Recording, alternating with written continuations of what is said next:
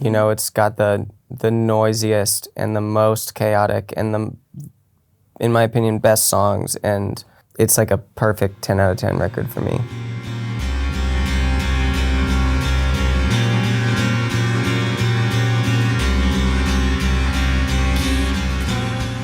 I picked this one because it's like, I mean, I like all their albums like pretty equally, but Isn't Anything is just so fun for me to listen to because it's like them discovering all the sounds that ended up becoming kind of these like definitive shoegaze sounds.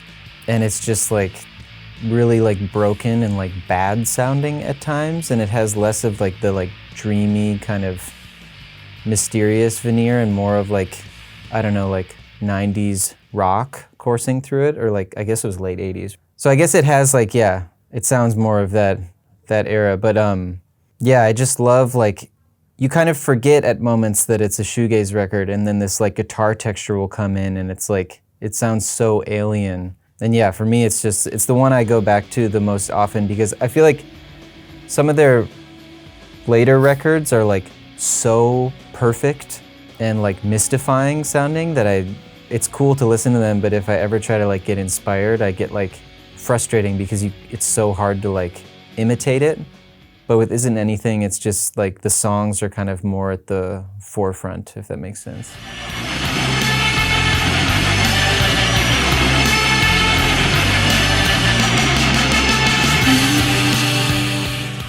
It's definitely like the most unique and like, kind of like you were saying, it's like uncopyable. It's so meticulous, you know, and people kind of have this idea about shoegaze where it's like all guitar textures and they're like, oh, he used this pedal, I'll buy that or something, you know?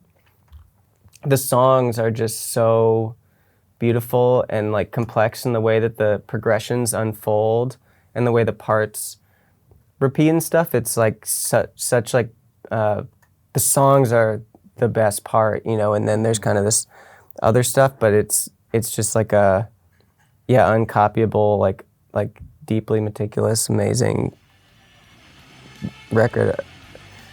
Yeah, you can like approach it from different angles too, because it's got like, you know, the very first few seconds of the album, it could be like a metal record almost. It's like so heavy and loud, but then there's all these songs that are almost like kind of like electronica dance extended mixes. Mm-hmm. It's a really, yeah, like kind of unclassifiable. And the dynamics are so like cool because it'll be so loud. It's like maximum loud, and then something will come in that's louder that will undermine. It'll be like the softest part that will completely like subvert the song, but it's like louder than the loud. It's like it's a feat.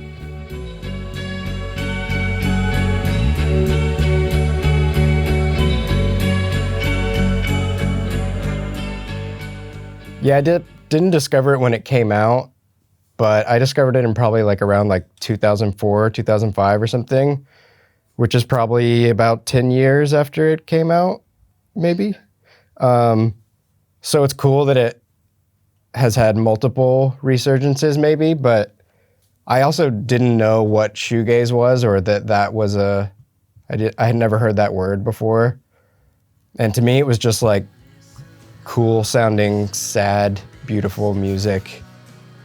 And I got really obsessed with it, and I don't know, I just love every song on it. And it's similar to Loveless in that it's kind of unclassifiable and has a lot of different elements, and also really super heavy and loud at times, but then super quiet. And, you know, there's even like a kind of acoustic vibe on some of them. And it's interesting that it wasn't, I can understand why it maybe wasn't received well at first, because it's like, Loveless is like an experimental record. Mm-hmm. And so I feel like people, like cool kids and experimental and dance and electronic people probably had like an inroad to getting into it.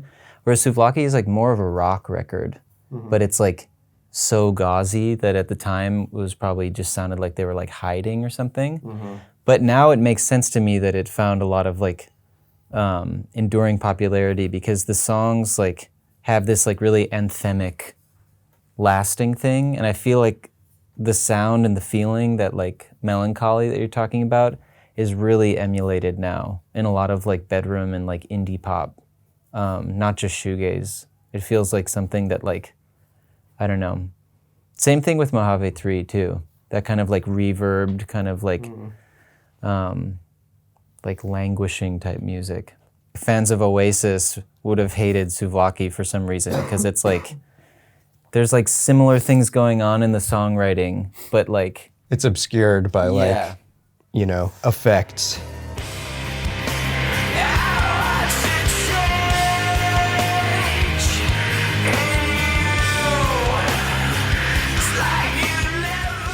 I suggested it by asking, is this shoegaze?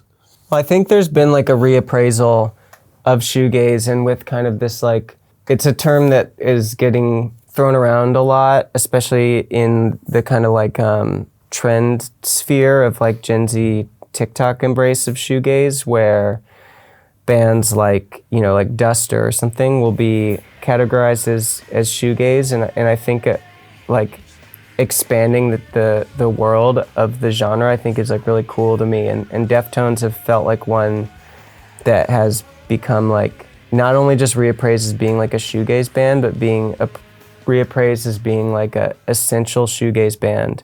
And we've played a lot of shows and listened to a lot of records by a lot of modern shoegaze bands that are like clearly really indebted to and influenced by Deftones. So I would say that, yeah, it is. Yeah, it's funny that it has more to do with like new shoegaze bands mining them for influence and like songwriting. And then they'll like Wisp or something has like all the guitar like smears of shoegaze, but it's clearly they love Deftones. Yeah, and like Glare, a lot of Deftones influence in like modern shoegaze. So I think it's cool too, because like we made a joke about like there really are only like 5 definitive shoegaze records, but it's like it's a weird genre, because it's like, you know, if you think of like, I don't know, what's another subgenre that like post-punk or post-rock even, there's like so many albums. Yeah, it's just shoegaze was like a moment in time in the UK, you know? And then like those are the records where people are like, that's the thing. Mm-hmm. And I think it's really good for the genre to get expanded and maybe even like retroactively like adjusted. totally. I think the limitations around the way that people spoke about the genre is like part of why people are rediscovering it, because it feels like there's so much space to be like innovative in rock music, and like, you know, what year is it? 2024 is hard. And so it feels like there's a space where there are bands like today who are bringing in like tons of new energy and new influence into, you know, what was kind of like a restrictive and, you know, whatever. I think that like black metal is a really good comparison for shoegaze, in that there was a time where it was like only music from 1990 to 2000 from Norway could be considered black metal, but then it became super popular, and so that genre got exploded into many subgenres, and I think that's what's happening with shoegaze too. Only it could be from the shoegaze region of France. It works out for us too, because the Frog and Boiling Water, like, it like is a shoegaze record in a sense, but I'm sure there are like purists of the genre who'd be like, this isn't shoegaze. And it's like, it's cool that like you can tap into some of the feelings associated with the genre and like successfully get the essence of it without necessarily like making something that feels like listening to Loveless, which for a long time you were kind of limited in that way. Yeah, that was my experience with White Pony. I never listened to shoegaze, but I did listen to nu metal in the like late 90s, I guess, early 2000s. And then after that ended, White Pony was the only album that like survived in my listening, you know? Like all the other stuff was corny as soon as like 2002 happened. But then I stayed listening to White Pony my whole life. And I guess that's why.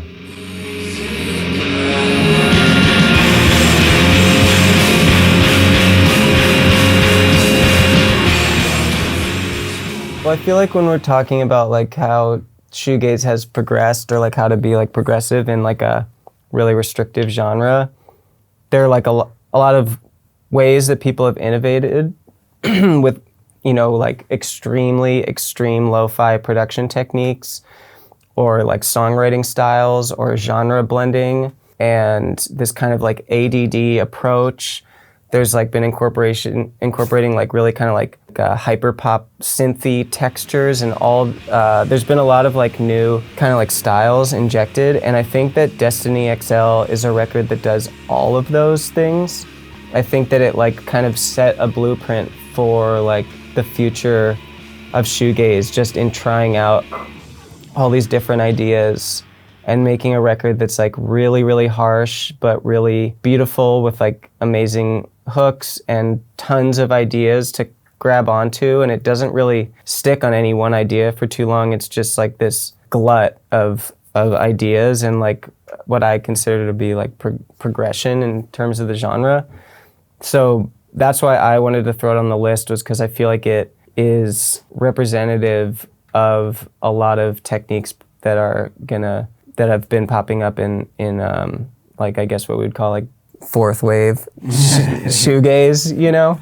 I think it's cool for them to be on the list too. It's funny that we put them because I think they try to reject it. On Twitter, they, after that like big shoegaze article happened in the States or whatever, like they came out and they were like genreless or like no genre. They were like, we're not a shoegaze band, but I mean, you know, of Destiny course, XL is a shoegaze record for sure. Yeah, but I think it's just like, it's like in keeping with this kind of expanded idea of the genre. And like, even like with Loveless, like they clearly weren't intending to make a shoegaze record because it didn't exist.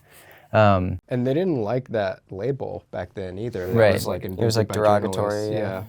But it's cool that like there are other bands doing similar kind of stuff too, like Spirit of the Beehive or something, which is less explicitly shoegaze, but has moments of that kind of like collage music, like hyper pop influences. Yeah, Destiny XL feels like it embodies the extremes the best. You know, it's got the noisiest and the most chaotic and the, in my opinion, best songs, and it's like a perfect 10 out of 10 record for me.